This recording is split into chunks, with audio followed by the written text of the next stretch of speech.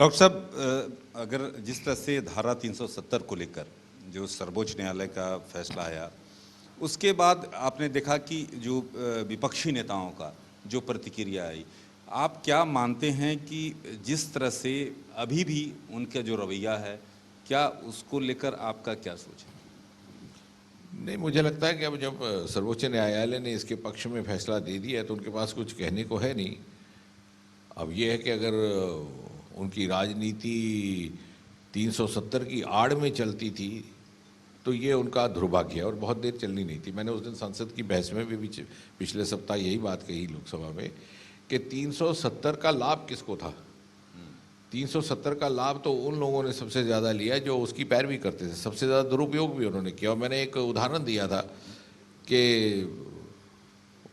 मिसाल के तौर पर कुछ एक कानून थे जो नहीं लगने दिए गए, डाउरी एक्ट, क्योंकि 370 आपको इजाज़त देता था वहाँ की सरकार को कि वो कौन सा नियम अपनाए कौन सा नहीं अपनाए केंद्र का, और नहीं अपनाए। क्यों?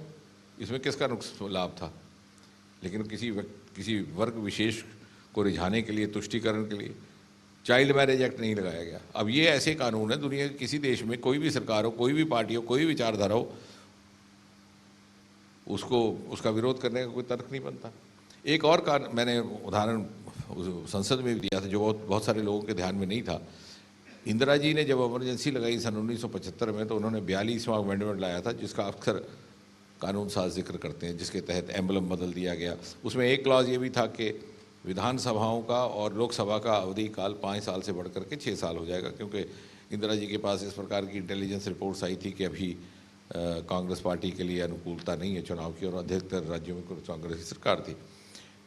जम्मू कश्मीर में नेशनल कॉन्फ्रेंस की सरकार थी, कांग्रेस का उसको समर्थन था, तुरंत उसको अपना लिया गया और उन्होंने अपना अवधि काल 5 से 6 वर्ष कर दिया।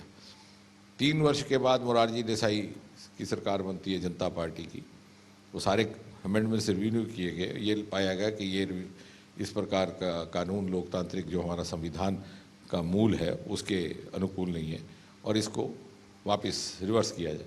फिर शायद 45 या 46 अमेंडमेंट आया, पुनः 6 वर्ष की अवधि काल को 5 साल कर दिया गया, लोकसभा में भी सभी विधानसभा। लेकिन उस समय इन्होंने 370 की आड़ ले ली कि साहब अब नहीं, अब 370 हमारे हित में नहीं। आप बताइए किसके हित में था? ये किसी सत्ताधारी पार्टी के परिवार के हित में। और 5-6 अगस्त जब तक ये 370 हटाया नहीं गया, जम्मू कश्मीर विधानसभा का कार्यकाल 6 वर्ष रहा, यानी इमरजेंसी गुजर जाने के 30-40 वर्ष के बाद भी। तो ये तो दुरुपयोग हो रहा था, आम मानस को इसका कोई लाभ नहीं था। उसके लिए तो एक बंदिशें खड़ी कर दी गई, बैरियर खड़ा कर दिया। जब कश्मीर, और किसी भी मज़हब से उसका ताल्लुक़ क्यों ना, हिंदू हो कि मुसलमान हो, जब वो जम्मू कश्मीर से बाहर आता तो उसको दूसरे लोग भी शक की निगाह से दिखते थे, और वो भी समझता है कि शायद मैं अलग हूँ। तो फीलिंग ऑफ बिलोंगिंग भी इसी से आई है। जो मानसिक स्तर पर जो बैरियर्स थे, मेंटल बैरियर्स, वो भी जाते रहे। डॉक्टर साहब, जिस तरह से नोटों की गड्डी आपने देखी टेलीविज़न पर, जो कांग्रेस के सांसद के घर से जिस तरह से आपने देखा, क्या 2024 में भ्रष्टाचार बड़ा मुद्दा बनने जा रहा है? निश्चय, जब तक कांग्रेस पार्टी जिंदा है भ्रष्टाचार का मुद्दा भी जिंदा रहेगा।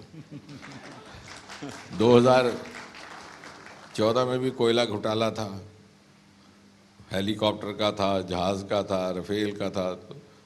तो ये नए नए मुद्दे भ्रष्टाचार के देते रहेंगे हमको। अब ये उनके स्वभाव और उनकी कल्चर में आ गया है, क्योंकि उस प्रकार की जवाबदेही नहीं है। एक हमारी भारतीय जनता पार्टी संगठनात्मक पार्टी है, इसका एक काडर है, एक स्ट्रक्चर है। हर कार्यकर्ता की जवाबदेही भी रहती है और उसका मूल्यांकन भी किया जाता है कामकाज का, उसके आचार विचार का भी।